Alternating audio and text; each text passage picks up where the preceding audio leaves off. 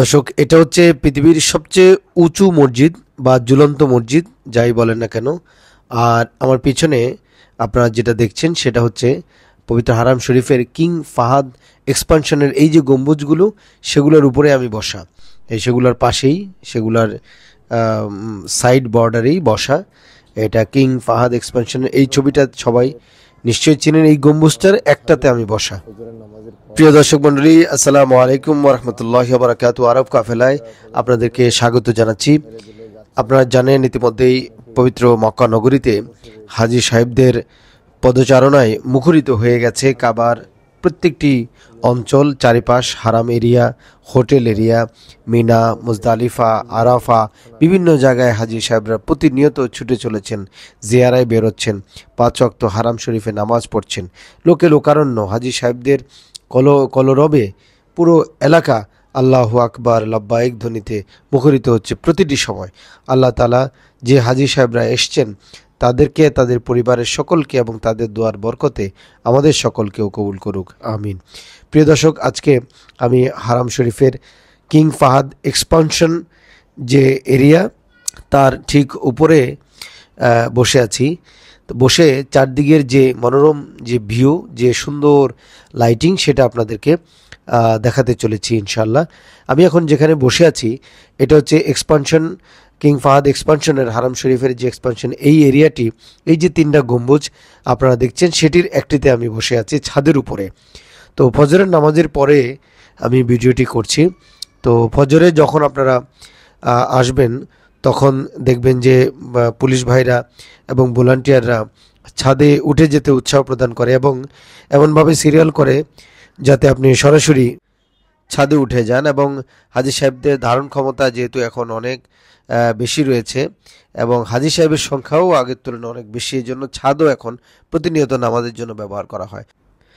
এখানে এসে প্রথম যে আকর্ষণীয় জিনিসটি সেটা হলো আপনারা দেখছেন এই যে লম্বা যে 2টা বিল্ডিং একসাথে, এটা হচ্ছে পৃথিবীর সবচেয়ে উঁচু ঝুলন্ত মসজিদ। এই 2 বিল্ডিংয়ের মাঝখানে যে জায়গাটি, যে কানেক্টিং যে কয়েকটা ফ্লোর করা আছে, সেটাই হচ্ছে মসজিদ।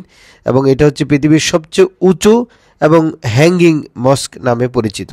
এটা অত্যন্ত সুন্দর এবং ওখান থেকে আমরা যে জায়গাটায় বসা আছি সেখানটাকে কেমন দেখা যায় সেটাও আপনাদেরকে দেখাচ্ছি। এখন আপনারা দেখছেন সেটা।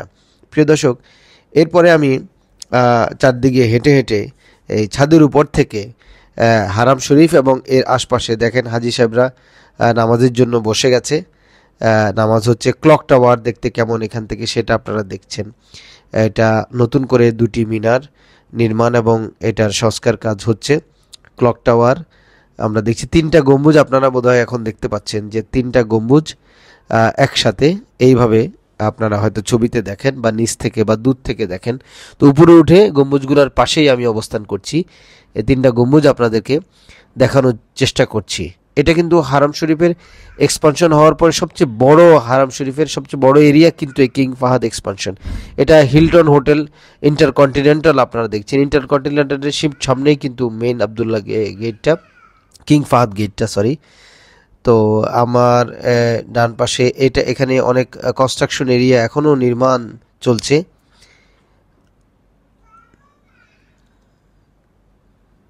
বিশেষ করে ফজরের নামাজের পরে আরামদায়ক বাতাস থাকে, ঠান্ডা ওয়েদার থাকে। এ সময় উপরে এসে আপনারা বেশ ভালো অনুভব করবেন। আমার কাছে চারদিকে লাইটিং এবং বিল্ডিংগুলো এবং ছাদের উপরে আবহাওয়া সব কিছু মিলে খুব সুন্দর লাগছে এবং ভালো লাগছে আমার কাছে এখানে উঠে। তো আপনারা ফজর নামাজের সময় যদি এদিকে সিরিয়াল করে দেয় আপনাদের আসতে, আপনারা এসে কিছুক্ষণ সময় কাটাবেন এখানে। আশা করছি আপনাদের অনেক অনেক বেশি ভালো লাগবে ইনশাল্লাহ।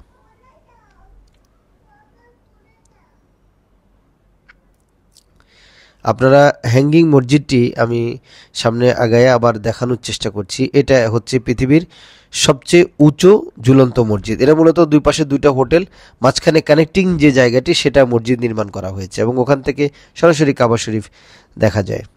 এবং ওপাশে আরও অনেক হোটেল, জাবালে ওমর, জুমাইরা বাম পাশে দেখছেন, ইন্টারকন্টিনেন্টাল হোটেল। এটা ইন্টারকন্টিনেন্টালটা সম্পূর্ণ একেবারে হারামের আঙিনায় লাগানো। মক্কা টাওয়ার তো দেখছেনই আমার বামে, মক্কা টাওয়ার আপনারা জানেন। এটা মক্কা টাওয়ারটা আবু বকর রাদিয়াল্লাহু তাআলা আনহুর বাড়ি ছিল এই মক্কা টাওয়ারে।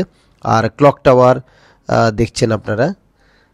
এখানে হেঁটে আমি গম্বুজগুলোর চারপাশে হেঁটে আরেকটু দেখানোর চেষ্টা করছি।